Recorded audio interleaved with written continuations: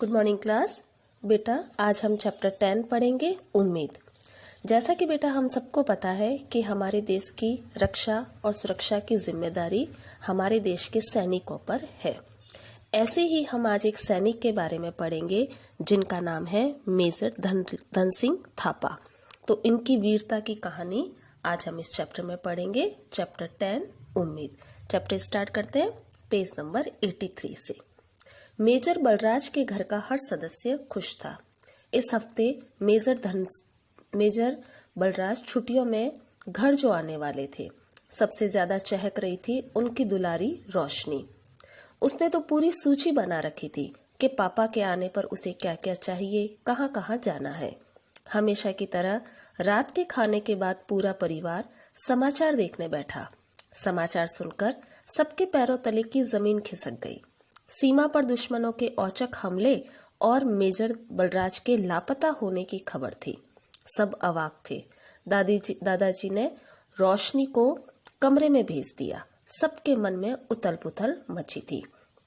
अब मेजर धनराज छुट्टियों में घर आने वाले थे और उनकी जो बेटी थी रोशनी, वो बहुत ही खुश थे। घर के सभी सदस्य खुश थे, लेकिन रोशनी ने एक लिस्ट बना के रखी थी कि पापा के आने पर उसे कहाँ कहाँ जाना है, क्या क्या चाहिए। लेकिन रात को जब जैसे ही उन्होंने न्यूज पढ़ी तो उस न्यूज में थी कि सीमा पर दुश्मनों ने हमला कर दिया और मेजर बलराज लापता हो गए। सब टेंशन में आ गए। तो दादी जी ने रोशनी को कमरे में भेजा। सबके मन में उथल पुथल टेंशन थी। अगले दिन सुबह सुबह रोशनी ने दादाजी से पूछा, दादाजी आप भी तो सेना में थे, आप बताए ना, क्या पापा कभी लौट कर नहीं आएंगे? सेवानिवृत्त कर्नल दादाजी ने रोशनी को अपने पास बिठाया और बोले, बेटा तुम्हारे पापा भारतीय सैनिक है। जब रोशनी ने दादा से पूछा कि आप भी कर्नल थे तो क्या पापा कभी लौट कर नहीं आएंगे, तो कर्नल जो थे दादाजी, उन्होंने रोशनी को बहुत अच्छे से समझाया, जो कि हमारे भारत के सैनिक हैं उनके बारे में समझाया। भारतीय सैनिक हमारे देश की आन बान शान होते हैं। ये किसी से डरने वाले या किसी के सामने झुकने वाले नहीं होते। ये आत्मबल और आत्मविश्वास से भरे होते हैं।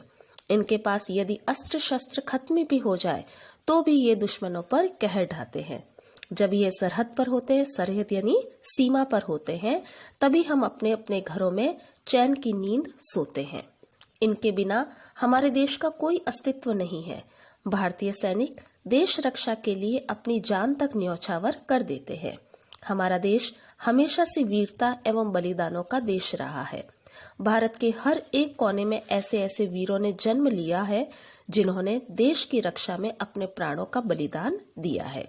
आज मैं तुम्हें हमारे वीर सैनिक मेजर धन सिंह थापा की कहानी सुनाता हूँ।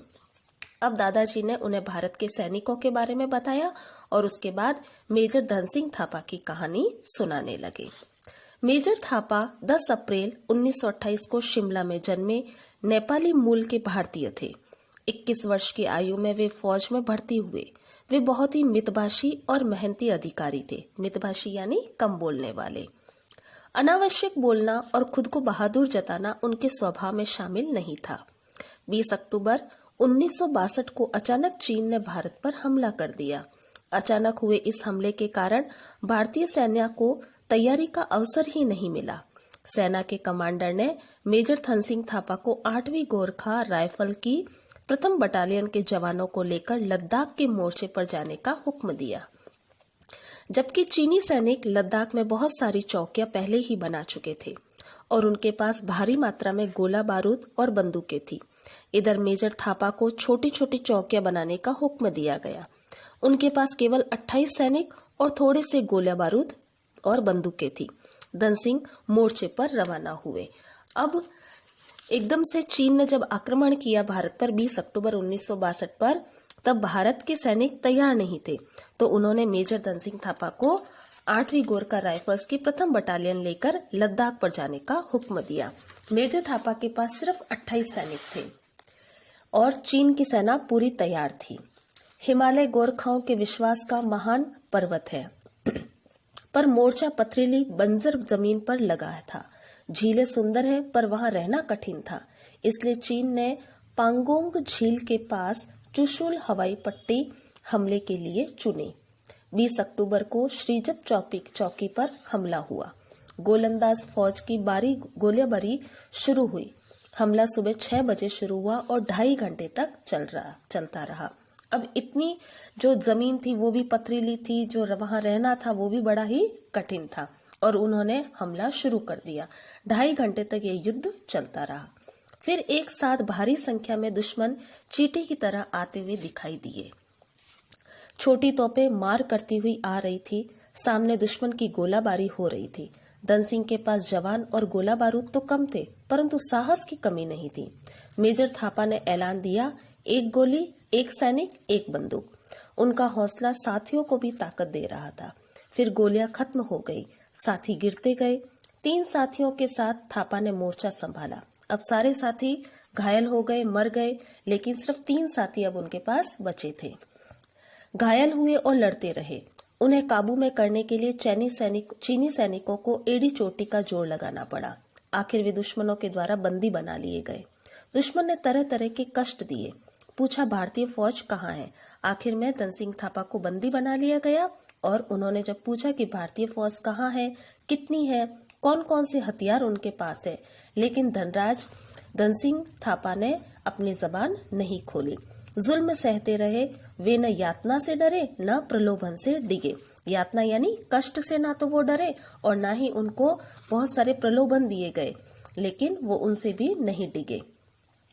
जब वे अपने वतन लौटे तो उन्हें बहादुरी के लिए परमवीर चक्र का सम्मान मिला। वे मेजर से लेफ्टिनेंट कर्नल के पद पर पहुंचे। पदमुक्त यानी रिटायर्ड होने के बाद लेफ्टिनेंट कर्नल थापा ने सहारा एयरलाइंस के निदेशक का पदभार संभाला। तो इस तरीके से वे लड़ते हुए वापस अपने वतन भी लौटे। उन्होंने जुल्म भी सहे, जो थी हमारी चीनी सेना थी, उन्होंने बहुत कष्ट भी दिए, लेकिन उन सब से लड़ते हुए वो वापस वतन लौटे और वहां पर जब रिटायर्ड हुए तो ये एयरलाइंस के निदेशक पद पर इन्होंने कार्य संभाला। यह सुनकर रोशनी की आंखों में चमक आ गई। सच दादाजी, तो क्या पापा भी लौट आएंगे? हाँ हाँ, बिल्कुल लौट आएंगे। फिर बहादुर पिता की बहादुर बेटी उम्मीद के साथ स्कूल जाने को तैयार हो गई। तो बेटा, इस तरीके से ये कहानी सुनाकर दादाजी ने रोशनी में आत्मविश्वास भरा, ताकि वो डरे नहीं, हिले नहीं अपने पापा के बारे में ऐसा कुछ भी सुनकर। तो धन सिंह थापा जो थे वो ऐसे ही वीर और बलिदानी सैनिक थे। उनके बलिदान और त्याग की कहानी हमें आत्मविश्वास और आत्मबल से भरती है। Thank you.